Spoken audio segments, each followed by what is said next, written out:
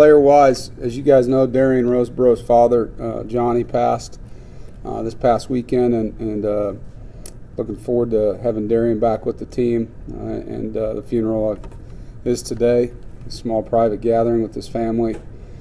And we are going to have Johnny's initials on the back of our helmet, which you guys will see a JR on the back of our helmet this week to represent that. Two of our players, injury-wise, that will not be back this season. Brock Miller's having shoulder surgery. One of our special teams players, reserve linebacker, and has been playing with a banged-up shoulder for a couple weeks and just not getting better. And for him to be able to play the way he needs to moving forward in his career, we're going to get it fixed. Riley Nicholson's been out since the first kickoff of the first game and has decided to hang it up and is medicaling out with.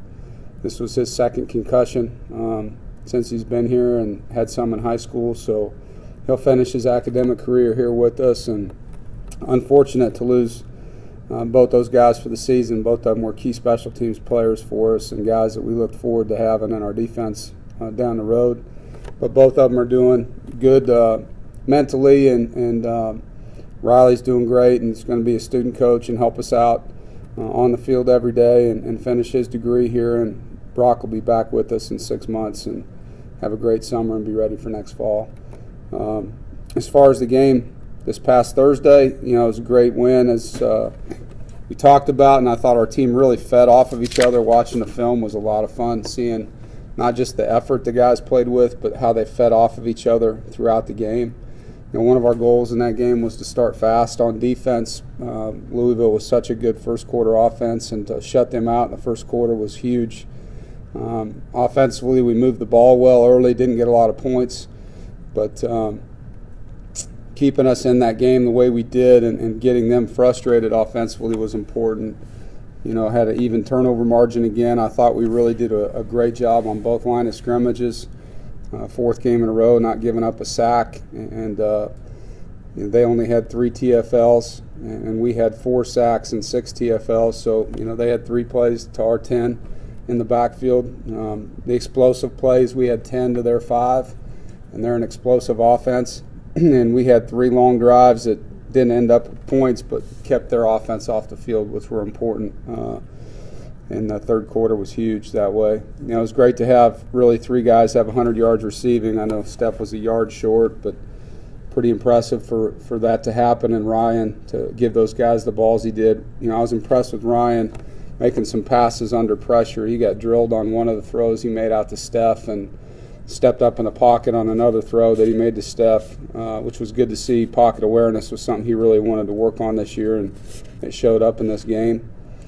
The blocked extra point by Chubb and the kickoff return by Naheem and the field position down punt by Naheem, I thought were great special teams plays in the game that helped us, with momentum and field position. So really excited about building off of that win and now turning to this week's opponent with Pitt.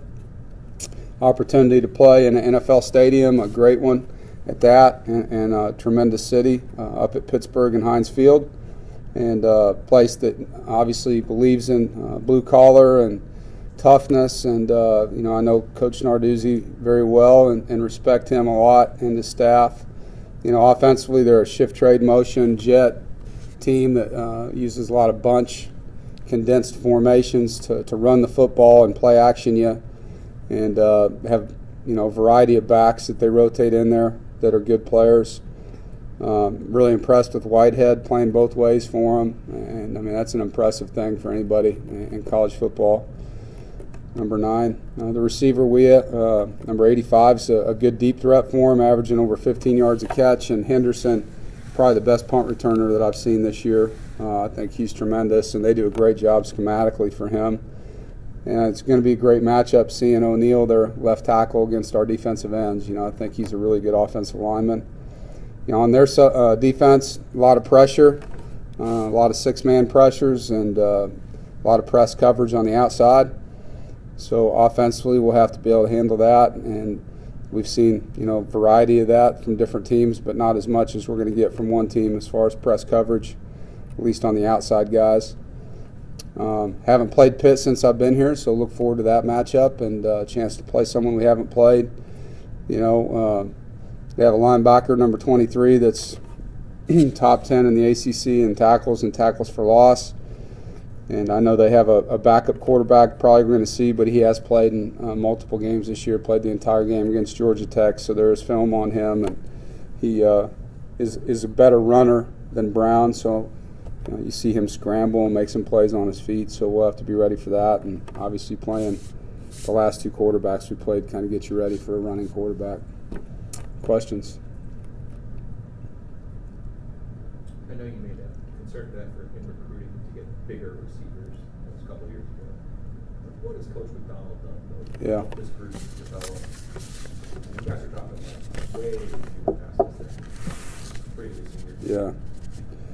Well, first, I think he has a high standard that he holds them to every day, and there is no forgiveness when it comes to that standard. He doesn't give them a day off when it comes to what he expects them to be able to do.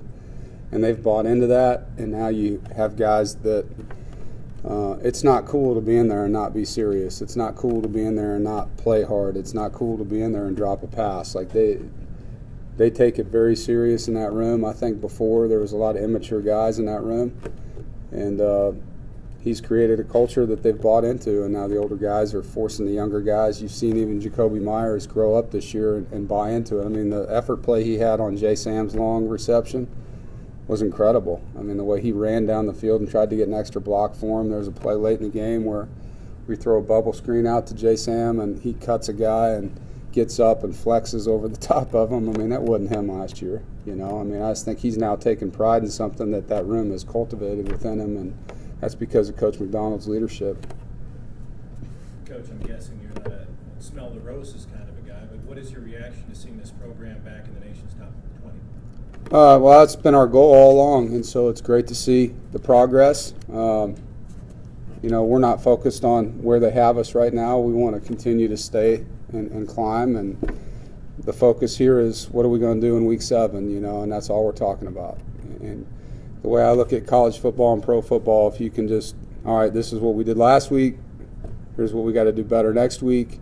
If you do that, then you're staying ahead of the teams that are trying to catch up to you, and we have to do that. We can't ever think that we've made it, because we haven't. We're at the halfway point right now, and we want to continue this ride, and the only way to do that is to improve. You certainly have to feel good, though, about where this team stands heading into that section. Sure, yeah. I mean, we've put ourselves in a great place, but that doesn't mean we're satisfied at all, I mean, it just means that we're in a place that we want to be, and we've got a great focus on where we want to go. You mentioned the shifts and jets and Pitt's offense. I think they're still trying to run Matt's stuff. Do you recognize that? Yeah. When you watch the film? There's some of it, yeah. I mean, you see, I've coached against Sean Watson before. He was the offensive coordinator at Nebraska when I was at Kansas, and he was a pro-style coach then, and then he was, running a lot of spread stuff with Louisville, and in Texas. So you can kind of see the growth that he's had, and then obviously they've probably asked him to keep some of the stuff Matt was doing that worked for him. And so there's a lot of things that they're doing on offense right now, and, you see the one-back spread stuff, and then you see what we call bunch, where there's 3 receivers or tight ends in tight, and there's a variety of plays that come out of their bunch packages with tempo. And then you see the double tight wings and the jets. So, the good thing is defensively we see that from our offense. We've had to defend that here because we do a lot of that stuff here too. So, but there's a lot of variety. I know that was a tough decision for you after the 15 season with Matt. Is that something that it's worked out well for everyone involved? I think so. Like I told someone the other day, I mean, I wish him nothing but the best, and excited for anything that comes his way. And I've never got into this business to wish ill will on anybody, Made a decision that I thought was the best for the program, and time will tell. I mean, I think we're doing pretty well on offense right now, so.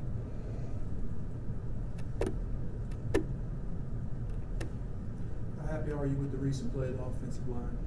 I'm ecstatic about it. I think all programs that play well on offensive line and defensive line are pretty good programs, and right now I think you see an O-line that has matured. under Coach Ledford's leadership, and an O-line that has had a great opportunity to go against a great defensive line in camp and in spring ball and in bowl prep. And we don't play anybody up front that is better than what they get to see in practice. We don't. And so when you have to block, whether it's Chubb or Street or Roseboro or James Smith-Williams on the edges or Hill, Justin Jones, Big E. We've got good players up front, and so our line has benefited from the competition in practice because you got to be on or you get embarrassed, And now they've created a brotherhood that they have and a culture that they have, and I hated to see Bradbury and T go down in the game, but what I loved to see was how mad it made those guys and how hard they wanted to play for them when they weren't in there. And how excited Joe Scolthrop was when he went in and we ran the sneak behind him because he knew that was a big play in the game. It's just a great environment in that room right now, and they're playing for each other, and it's a tribute to Doeren.